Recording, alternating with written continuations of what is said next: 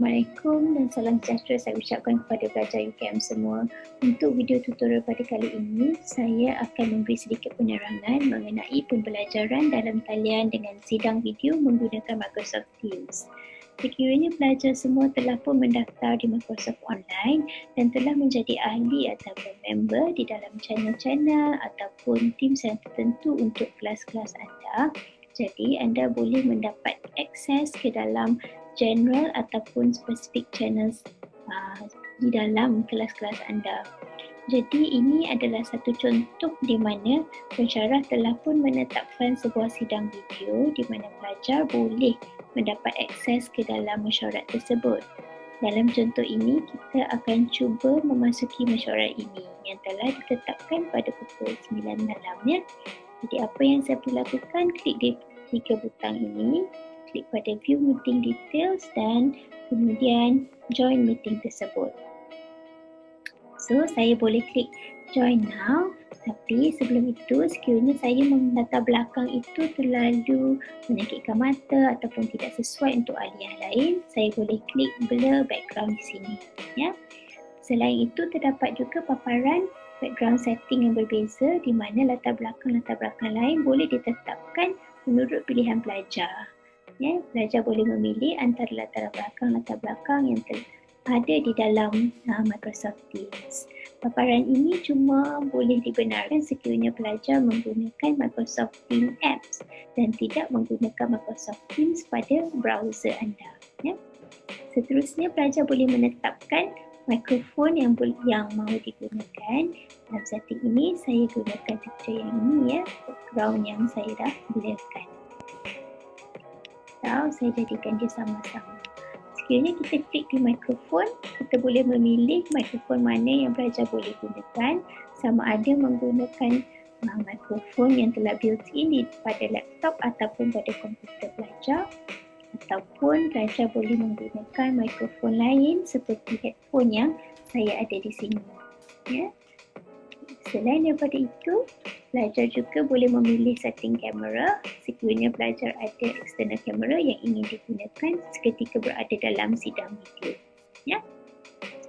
Setelah kesemua tetapan tersebut telah lengkap, apa yang pelajar perlu tekan ialah join now.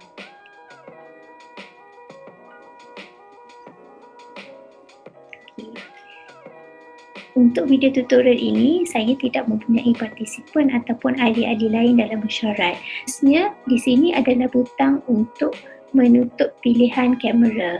Kadang-kadang pensyarah meminta untuk pelajar menutup kamera atau webcam untuk menjimatkan data yang digunakan. Sekiranya saya klik di sini, video kamera saya tidak kelihatan lagi. Okey. Yang kedua adalah untuk mengaktifkan audio ataupun menyebabkan sebuah ataupun seorang ahli mesyuarat itu tidak lagi boleh bersuara. Kita klik di sini. Dengan menekan butang tersebut tadi, suara seorang ahli mesyuarat itu tidak lagi boleh didengar. Seterusnya adalah butang berkongsi fail ataupun share. Sekiranya saya klik di sini, akan terdapat beberapa paparan tertentu. Sama ada saya boleh mengongsikan desktop saya ataupun saya boleh mengongsikan beberapa fail yang telah pun dibuka di dalam paparan window saya. So, untuk contoh ini, saya akan menggunakan fungsi share desktop ataupun skrin yang pertama.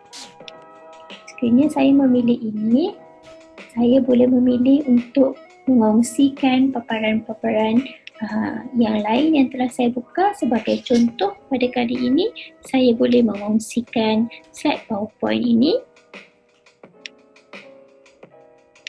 kepada semua ahli mesyuarat ya. Ya, kita boleh slide share.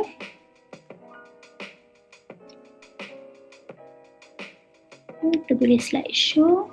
Dan kemudiannya kita boleh membentangkan PowerPoint presentation ini untuk didengari oleh semua ahli.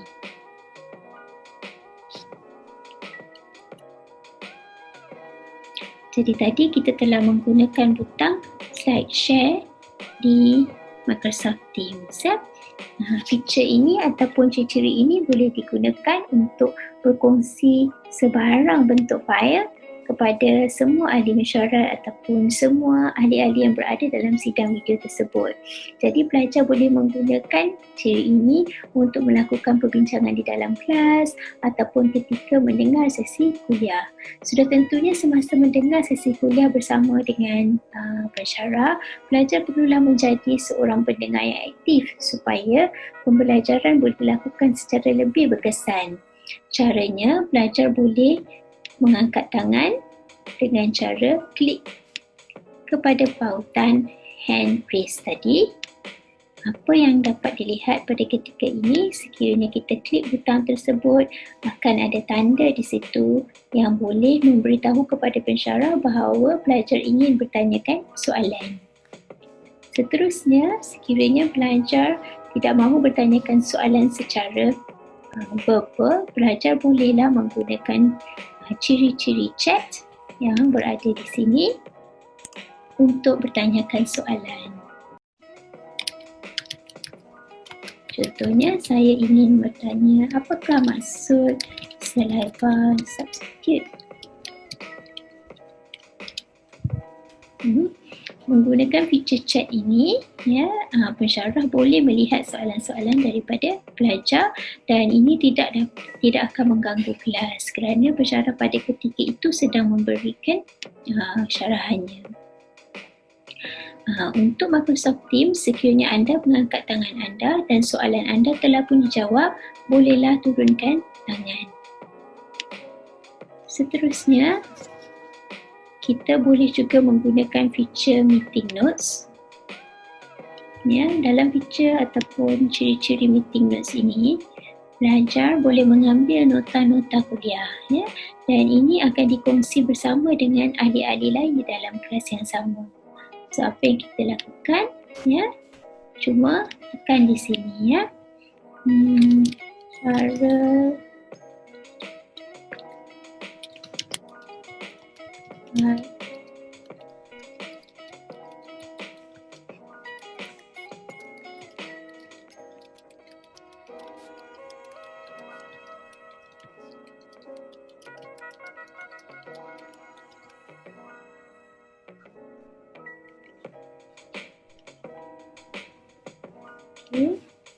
satu, membilas mulut.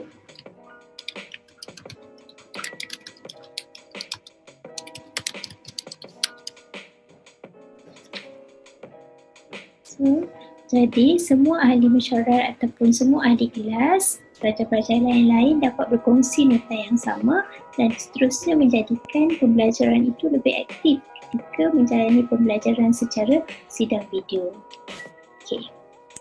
Seterusnya, kita boleh melihat ciri-ciri lain, iaitu terdapat ciri-ciri start recording. Dalam menggunakan ciri-ciri start recording ini, pensyarah ataupun pelajar boleh menekan butang start recording. Walau bagaimanapun, kebanyakan pensyarah akan merekod sebuah sidang kuliah yang diadakan secara atas talian. Ini adalah untuk membolehkan pelajar-pelajar lain yang kurang bernasib baik dan tidak dapat menyertai pembelajaran pada ketika itu untuk memuat naik video yang telah dirakam untuk sesi pengajaran tersebut.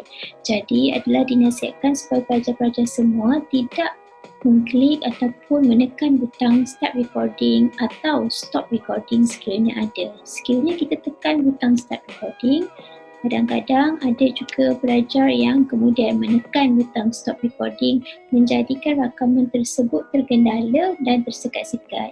Jadi jangan tekan butang stop recording ini sekiranya ada orang lain yang telah mula untuk merekod sesi pengajaran tersebut. Janganlah tekan butang-butang di sini kerana ia akan menyebabkan sebuah kelas yang diadakan secara sidang talian itu tergendala. Ini kerana pensyarah yang menetapkan sidang video untuk pengajaran dan pembelajaran di atas talian telah menetapkan feature-feature ataupun ciri-ciri khas untuk kesemua ahli-ahli di dalam mesyuarat.